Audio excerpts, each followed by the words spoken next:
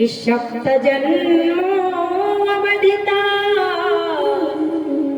पुत्रो नैव च नैव च। हे राजा हिमांचल, एक जन्म तो छोड़ो, आपके अगले 7 जन्मों तक कोई भी संतान का योग आपके भाग में लिखा ही नहीं। अब राजा हिमांचल तो अपने प्राणों को त्यागने के लिए आकुल हो गए, सिर पटकने लगे। माता विंध्यवासिनी को दया आ गई।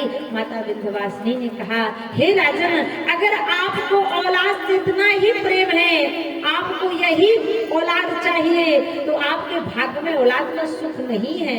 लेकिन मैं आपकी भक्ति से प्रसन्न हूँ, इसलिए अब मैं ही आपकी पुत्री के रूप में आपके हिमांचल में प्रकट होंगी। बोली विंध्यवासिनी मैया की। तब वही माता सती राजा हिमांचल के यहाँ पुत्री के रूप में प्रकट हो। जब राजा हिमांचल के यहाँ पुत्री के रूप में प्रकट हो जाती हैं, उसी समय एक तारकासुर नाम का दैत्य होता है। तारकासुर नाम का जो दैत्य था, उसने ब्रह्मदेव से वरदान मांग लिया कि मैं संसार में किसी से ना मरूं। ब्रह्मा जी ने कहा, ऐसा नहीं काम चलेगा। अगर तुम्हारा जन्म हुआ है तो मरना तो पड़ेगा, ही जीवन की सच्चाई।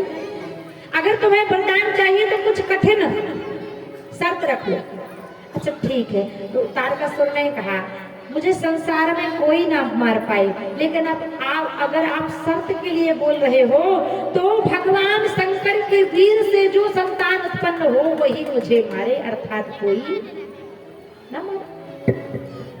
समझ गया कि भगवान शंकर तो समाधि वाले हैं, तपस्या वाले हैं, ना कभी विवाह करेंगे, ना कभी पुत्र होगा, और ना कभी मेरी मृत्यु होगी। अब तारकासुर ने वरदान लिया तो इतना आतंक किया, सुरों को, मुनियों को, सबको परेशान करने लगा। अब सब देवता भगवान भोलेनाथ की समाधि खोलने के लिए काम को भेजते हैं। जब काम जाता है, भगवान काम को जलाकर राख करते हैं। काम की जो पत्नी थी वो रोते बिलखते आती है, आपने मेरे पति को मार दिया, अब मैं कैसे जीवन जीऊंगी। अब भगवान भोलेनाथ तो दया की औगड़दानी है, कहने लगे, हे रति, अगर ऐसी बात है तो तुम्हें तुम्हारा पति वहां प्राप्त होगा। बोले कहाँ? जब यदुवंश कृष्ण अवतारा, हो यही हरण महामहिभारा, कृष्ण तनय पति हो तोरा, वचन अन्यथा होए ना। जब द्वापर में भगवान श्री कृष्ण आएंगे तो भगवान श्री कृष्ण का जो पुत्र प्रदुम्न होगा वही रति तुम्हारा पति होगा। और आज रति भी प्रसन्न हो गई। यहाँ पर 33 कोटि देवता भगवान के सामने खड़े हो गए, कहने लगे, हे भोलेनाथ, हमारे हृदय में एक इच्छा है। बोले कौन सी इच्छा है? बोले निज नैन न देखन चाहिए, नाथ तुम्हारे पिया है।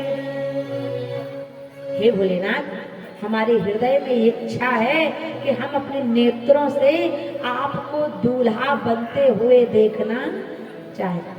अच्छा, कितने लोग हैं जो चाहते हैं कि जल्द से जल्द भगवान की बारात हमारे मंच पर आ जाए, विवाह हो जाए? दोनों हाथ उठाकर बताइए जरा।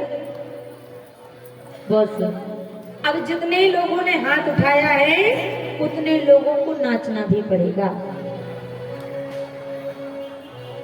शिवरात्रि कल है, लेकिन शिव जी का विवाह आज है, इसलिए आज जो भी भगवान के विवाह में नाचेगा, ताली बजाएगा, गाएगा, उसके सारे रोग दूर होने वाले हैं। तो सौभाग्य तो देखिए कि शिवरात्रि के पावन पर्व पर भगवान भोलेनाथ के विवाह की कथा, भगवान भोलेनाथ की कथा का दर्शन, और हमें सौभाग्य मिल रहा है दान पुण्य करने का। इससे बड़े भाग्य की बात कोई दूसरी नहीं। इसलिए आए।